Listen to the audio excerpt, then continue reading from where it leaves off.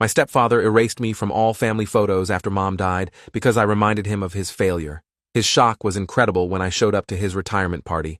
The notification came while I was buying groceries, a tagged photo on Instagram. My cousin Rebecca had posted throwback pictures from some family gathering I wasn't invited to, and there was Greg, my stepfather, smiling with his arm around a teenage girl I'd never seen before. The caption read, "So grateful for family. Dad's retirement countdown begins." The girl wore a dress identical to one Mom had bought for my younger sister Olivia years ago. Same color, same style, even the same ugly floral pattern. I stood in the cereal aisle staring at my phone for 10 minutes while other shoppers pushed past me. The girl looked nothing like Olivia. She was blonde where my sister had dark hair, taller, different face entirely, but she stood in my spot, in my sister's spot, in photos taken at Greg's house, the house where I'd lived from age 10 until Mom died 3 years ago. My hands started shaking when I scrolled through Rebecca's other posts. More photos, different occasions, birthday parties, holiday dinners, summer barbecues, all featuring this stranger girl, and occasionally a younger boy I also didn't recognize, both of them positioned as Greg's children in every caption, every single mention, as if Olivia and I had never existed, as if 14 years of family dinners and Christmas mornings and summer vacations had been erased and replaced with these strangers. I reverse image searched the girl's face right there between the Cheerios and the granola. The results loaded slowly. My internet connection was terrible inside the store. Then dozens of hits appeared. Professional modeling photos, a portfolio site. Her real name was Madison Hartley, 20 years old, professional family model. Her bio listed her specialty as corporate family photography and lifestyle branding. The boy appeared on a different site. Trevor Knox, 17, same professional category. I bought my groceries on autopilot and drove home in a daze. My apartment was small and dark and smelled like the Thai food I'd burned 2 nights ago. Nothing like the bedroom I'd had at Greg's house before Mom got sick, before everything changed, before he started looking at me like I was a walking reminder of his biggest failure. I dumped the grocery bags on my kitchen counter and opened my laptop. The search terms felt insane as I typed them. Family branding agency, professional family models, lifestyle photography services, but the results were real. Dozens of companies offering exactly what the search suggested. Agencies that provided actors to pose as family members for social media, corporate events, personal branding. The websites looked professional and legitimate, with testimonials and pricing tiers and FAQ sections explaining their services. One site called Perfect Family Co. had a whole gallery of available models, sorted by age, ethnicity, and family role. You could filter by mother, father, child, grandparent. Each profile listed their rates and specialties. Madison's profile was there. $800 per day for photo shoots, $1,200 for events, $2,500 for weekend family packages. Trevor's rates were slightly lower. The site promised discretion, professionalism, and authentic-looking family dynamics for clients who needed to present a certain image. I clicked through the testimonials. Business executives who needed family photos for their office, divorced parents who wanted to appear stable for custody evaluations, politicians building their public image, and apparently, stepfathers who wanted to erase their actual stepchildren and replace them with a more photogenic version. I felt sick reading it. This wasn't just Greg being cruel or petty after Mom's death. This was systematic replacement. He'd hired professionals to create an alternate reality where Olivia and I had never been part of his life, where his marriage to Mom had produced different, better children, children who looked the way he wanted, who didn't remind him that Mom had chosen him second after our biological father left, children who weren't living evidence of his role as a replacement parent. I called Olivia. She was in college 3 states away, studying engineering and trying to build a life that didn't involve thinking about Greg every day. She answered on the 4th ring, her voice cheerful until she heard my tone. When I told her what I'd found, the silence stretched so long I thought the call had dropped. Then she said, "Send me the links." Her voice was flat, empty, the same voice she'd used at Mom's funeral when Greg stood at the podium and talked about his wonderful wife, without mentioning that she'd had 2 children who loved her desperately. That night, Olivia called me back after going through everything I'd sent. She'd found more than I had. Greg's Facebook page was full of posts about his son and daughter, with Madison and Trevor featured prominently. His LinkedIn profile mentioned being a devoted father of 2. His company bio on the law firm website included a paragraph about balancing his demanding career with family time, complete with a professional photo of him with the fake kids. Every single platform, every single profile. We'd been completely erased and replaced. Olivia's voice cracked when she said, "He's telling people they're his real kids. I found a post where someone congratulated him on his daughter's graduation, and he thanked them. Madison didn't graduate anything. She's a model he hired. I asked if she'd known about any of this. She hadn't. We'd both assumed Greg had just removed us from his social media after Mom died. Painful, but understandable given how much we looked like her. But this was different. This was active replacement. This was hiring actors to fill the spaces we'd left behind. The next morning, I started documenting everything. Screenshots of every post featuring Madison and Trevor, downloads of their modeling portfolios, archives of Greg's social media going back 3 years, showing the exact moment the replacement began, 2 weeks after Mom's funeral. That's when the first photo appeared. Greg and Madison at a restaurant, her smiling at the camera while he looked proud. The caption said, "Dinner with my daughter. So blessed." I remembered that night. I'd called him to talk about Mom's life insurance paperwork. He'd said he was too busy to talk, too busy staging fake family dinners with a woman he was paying to pretend to be his child. I found receipts. Greg wasn't careful about his digital footprint. His Venmo was public, showing monthly payments to Perfect Family Co., $4,000 per month for the past 3 years. $144,000 total spent on maintaining his fake family. I did the math in my head. That money could have paid for Olivia's entire college tuition, could have helped me with my student loans, could have been put toward literally anything except manufacturing a false reality. But Greg had chosen to spend it on professional actors who would smile on command and never remind him of his dead wife. I reached out to Madison directly through her modeling profile contact form, kept it simple, asked if she'd done work for a client named Greg Whitmore, offered to pay her standard consultation fee for 30 minutes of her time. She responded within 2 hours. Professional and friendly. Yes, she'd worked with Greg for nearly 3 years. Long-term contract. One of her most consistent clients. She suggested we meet at a coffee shop downtown. She probably thought I was a potential client. When I showed up, she recognized something was wrong immediately. I looked too much like the photos Greg had shown her of his previous life, before his reinvention. That's what he'd called it, his reinvention. Madison sat across from me in the coffee shop, her expression shifting from professional politeness to genuine discomfort as I explained who I was. She'd known Greg had a past. All her clients did. That was the point of hiring family models. But she hadn't known the details. Hadn't known about Mom's death, or the fact that Greg had real children he was actively erasing. She'd thought he was a divorced businessman who wanted better family photos for his social media presence. Something corporate and image-focused, but not cruel. Not this. She opened her phone and showed me the contract, detailed and specific. Greg had paid for bi-weekly photo sessions, monthly event appearances, quarterly weekend packages where Madison and Trevor would stay at his house and play the role of his children for extended periods. The contract included specific instructions about what to wear, how to pose, what to say if anyone asked questions. There was even a script for common scenarios. If someone asked about their mother, they were supposed to say she'd passed away years ago and they preferred not to discuss it. True enough to be believable, vague enough to avoid details. Madison said she'd felt uncomfortable about 6 months into the contract when Greg started asking her to recreate specific photos. He'd show her old pictures and ask her to stand in the same spot, wear similar clothes, mimic the same poses. She'd thought it was odd, but not necessarily sinister. Some clients wanted consistency in their branding. But now, seeing my face and hearing the real story, she understood what he'd been doing. He was replacing actual memories, overwriting history, creating a visual record where his stepchildren had never existed, and these hired models had always been his family. Trevor appeared at the coffee shop halfway through our conversation. Madison had texted him to come. He was younger than his photos suggested. 17, but looked 15. Nervous energy and acne he covered with makeup for the professional shots. He sat down and listened to everything, his expression darkening.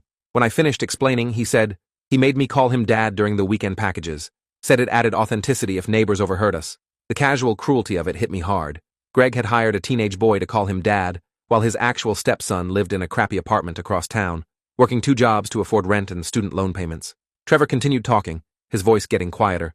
Greg had introduced them to his colleagues at work events, brought them to company picnics and holiday parties. Trevor had been to Greg's office Christmas party for the past 2 years, wearing a suit Greg bought him and smiling for photos with the senior partners. People who'd met me before Mom died. People who'd known I existed. They'd seen Trevor and either not recognized the substitution or not cared enough to question it. Madison said the strangest part was how normal Greg acted during their sessions. He wasn't creepy or inappropriate. He was just distant and methodical. He'd direct the photos like a film director, adjusting angles and expressions until everything looked perfect. Then he'd pay them, thank them professionally, and they'd leave. No emotional connection, no pretense of actual relationship beyond the transactional. She'd worked with other clients who got too invested, who started treating their hired family members like real relatives. Greg never did. He kept it businesslike and cold, which somehow made it worse. It meant he knew exactly what he was doing. This wasn't delusion or grief-driven fantasy. This was calculated image management. I asked if they'd be willing to help me expose what Greg had been doing. Madison and Trevor exchanged glances. There was risk for them. Breaking client confidentiality could damage their reputation in a small industry. But Madison said yes, almost immediately. What Greg was doing went beyond normal client services. It was exploitative and disturbing. Trevor agreed, though he looked more nervous about it.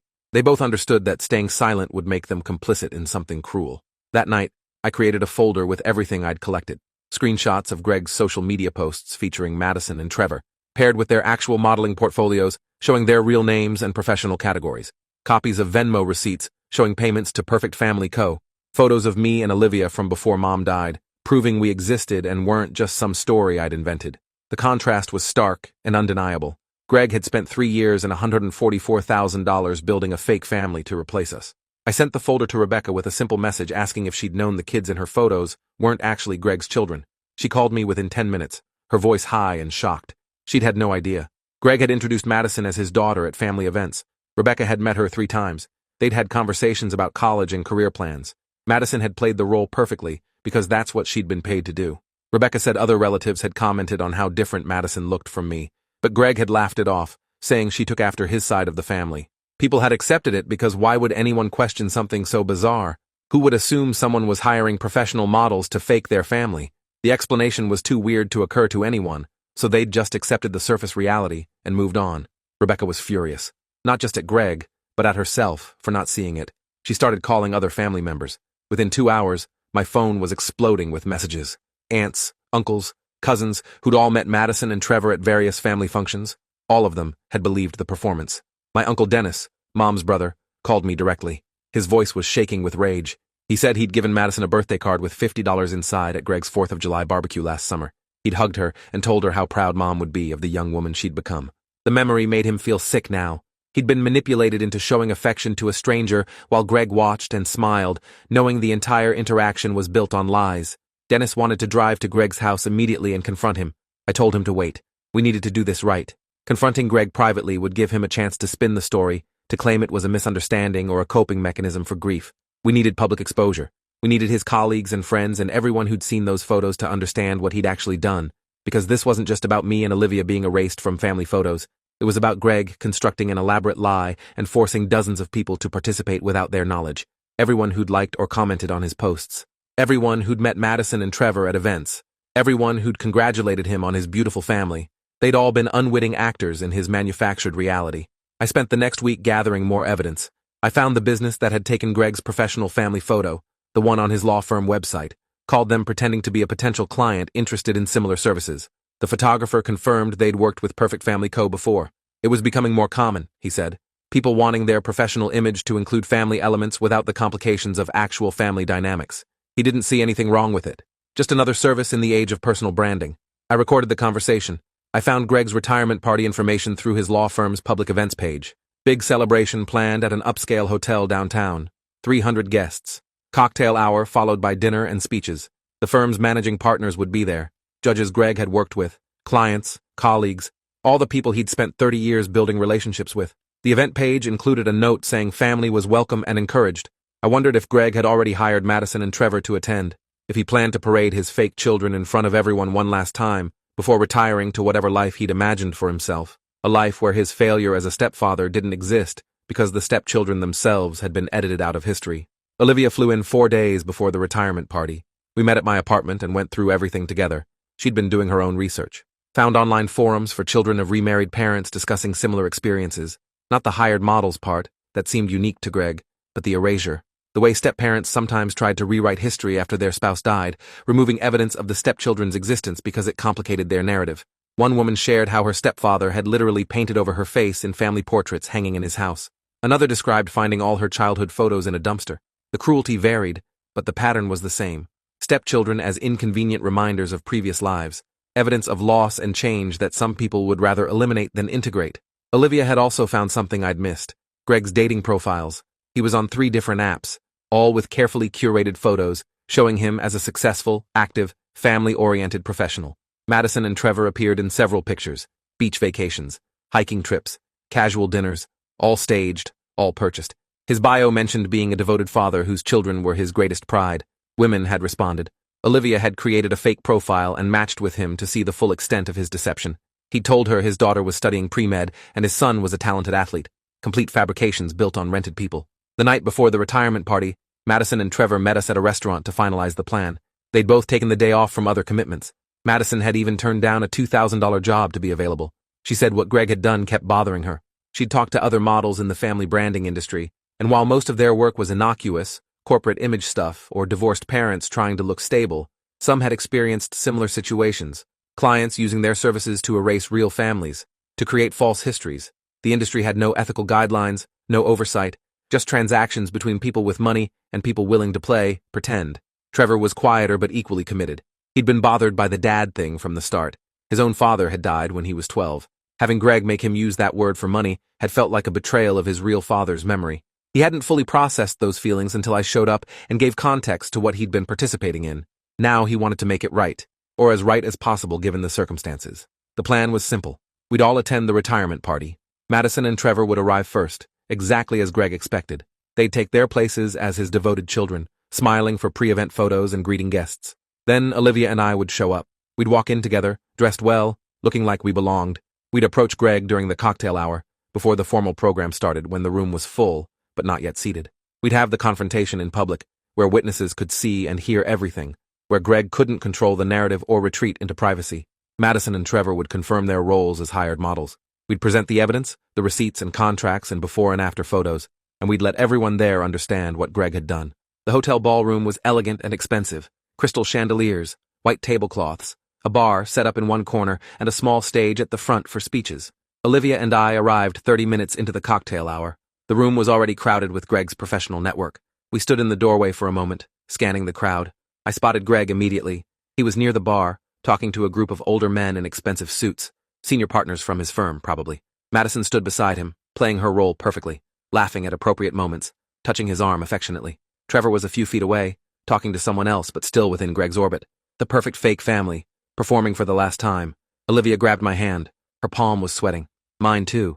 We'd talked through this moment dozens of times, but actually doing it felt surreal. Walking across that ballroom toward the man who'd raised us for years, who'd been present at every important moment of our adolescence, who'd held Mom's hand while she died, and then immediately began erasing us from existence. We moved through the crowd. A few people glanced at us but didn't recognize us. Why would they? As far as they knew, Greg's children were already here. The blonde girl in the blue dress and the athletic-looking teenage boy. Not the dark-haired 26-year-old man in the gray suit, or the young woman beside him with Mom's eyes and Greg's last name on her student ID. We reached Greg's group just as he finished a story. Everyone was laughing. Madison saw us first. Her expression flickered, just for a second. Recognition and something like relief. She'd been waiting for this moment, knowing it was coming, but not exactly when. Greg followed her gaze, turned toward us. The laughter died.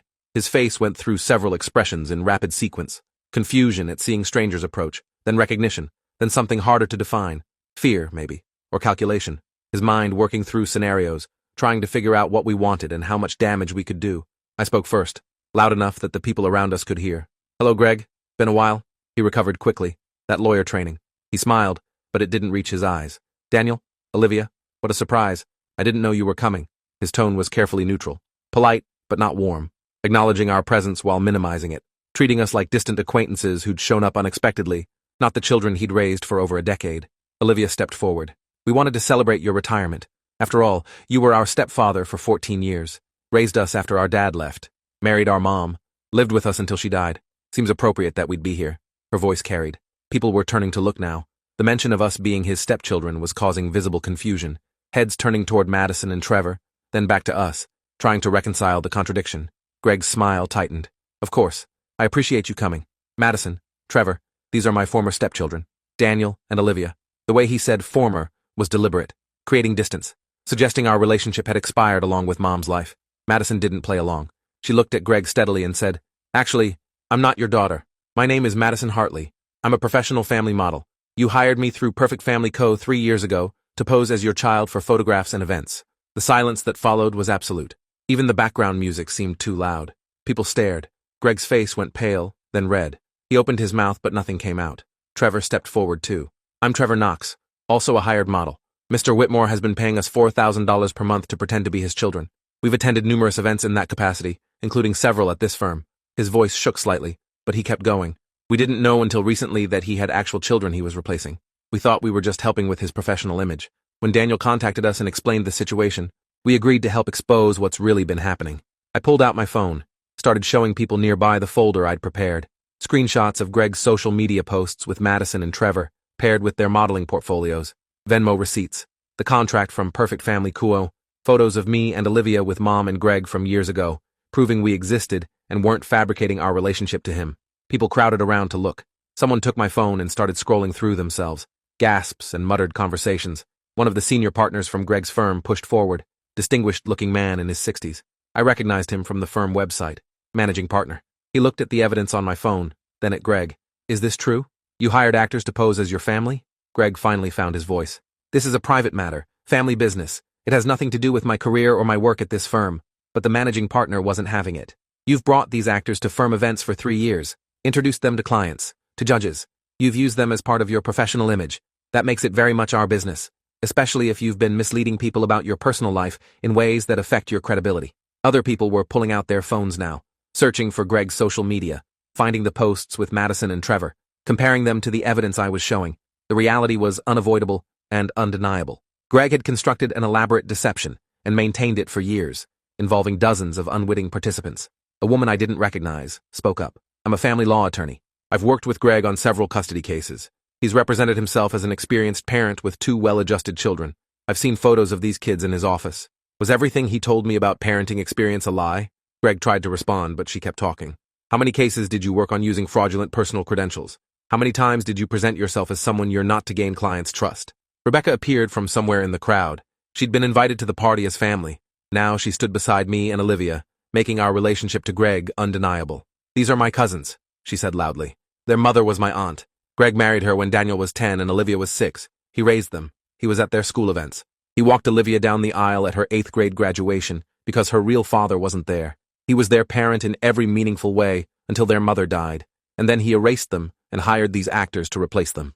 She turned to Greg, her voice shaking with anger. I met Madison at your house last summer. I gave her a birthday card. You let me believe she was your daughter. You let all of us believe it. How sick do you have to be to do something like that? Greg's face was deep red now. You don't understand. When Jennifer died, everything reminded me of her. Daniel and Olivia, they looked like her, sounded like her. Every time I saw them, I saw my failure. My failure to save her. My failure to be what she needed. I couldn't live with that constant reminder. I needed a fresh start. The confession came out desperate and rushed. He was trying to explain, to make people understand his reasoning, but the words only made it worse. Olivia's voice cut through sharp and cold.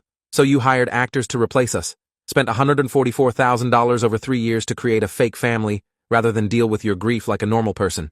You introduced these strangers to our relatives, made them call you dad, posted hundreds of photos claiming they were your children, while your actual stepchildren struggled to pay rent and tuition because you cut us off financially the moment mom was buried. She pulled out her phone and showed her own evidence. Student loan statements, debt collection notices, her meager graduate student stipend.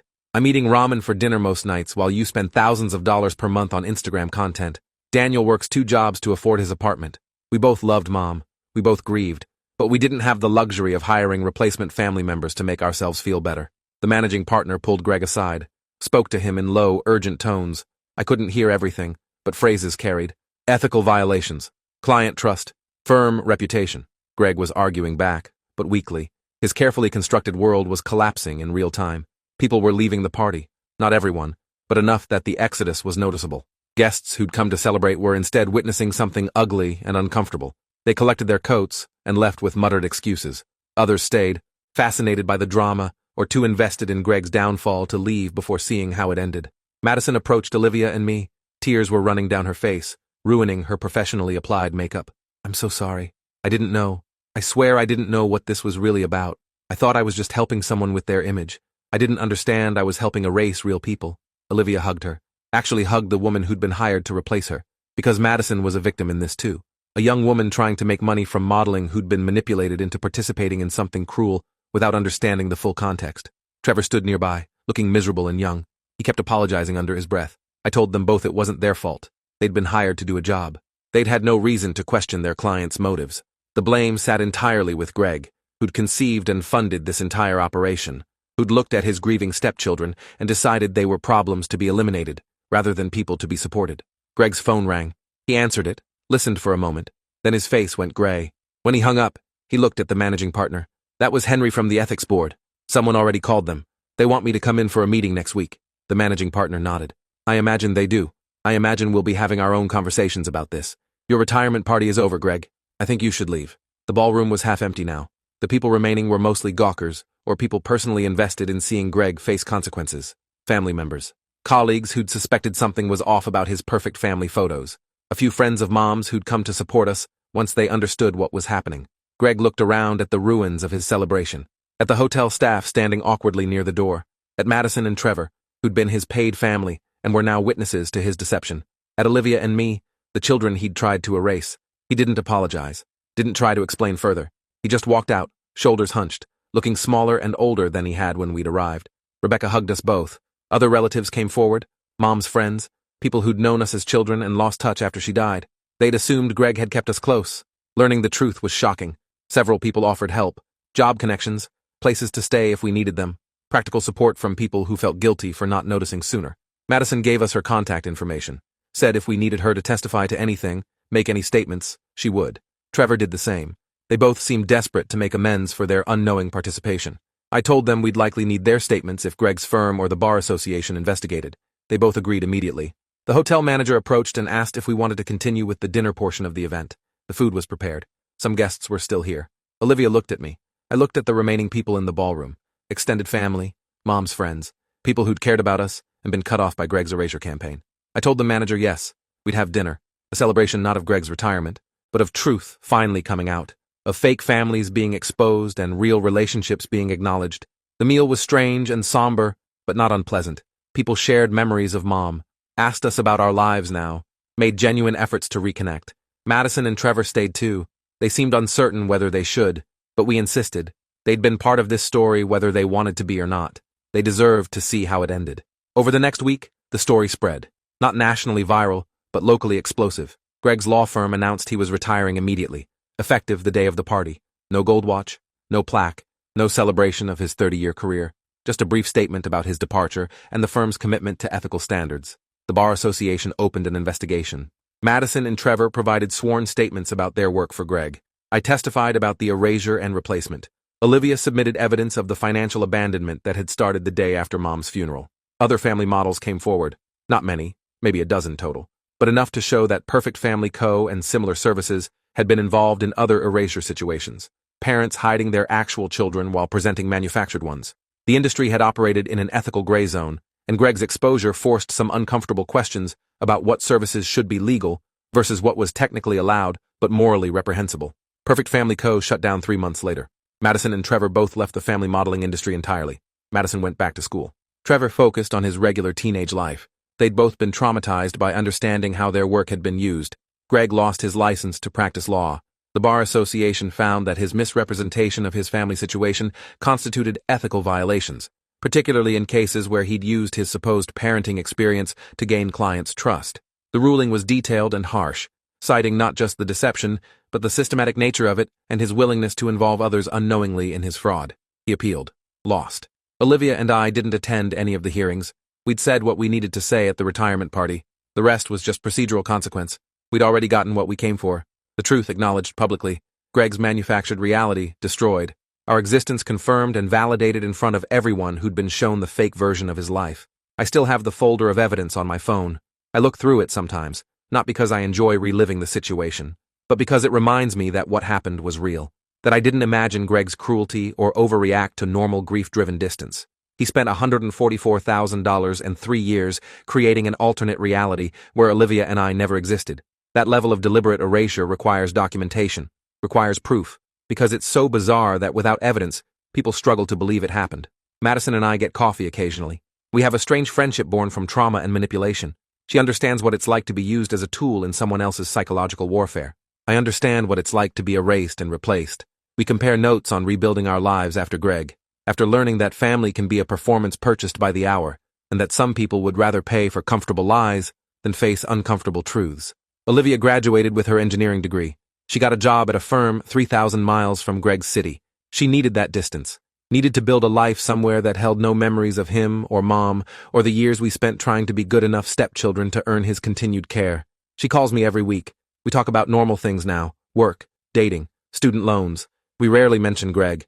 Greg himself disappeared from public life. I heard through Rebecca that he moved to another state, somewhere smaller, somewhere his reputation hadn't followed.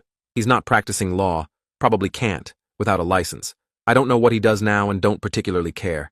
He's not my father. He was barely my stepfather after Mom died. He's just a cautionary tale about what happens when someone values image over reality so completely that they're willing to hire actors to replace their actual family. At Mom's grave last month, I found fresh flowers. Someone else had been there recently. I don't know if it was Greg. Part of me hopes it wasn't, because he doesn't deserve to claim grief for a woman whose children he erased the moment she couldn't stop him anymore. Thanks for watching till the end. Make sure to subscribe and like to not miss the next story.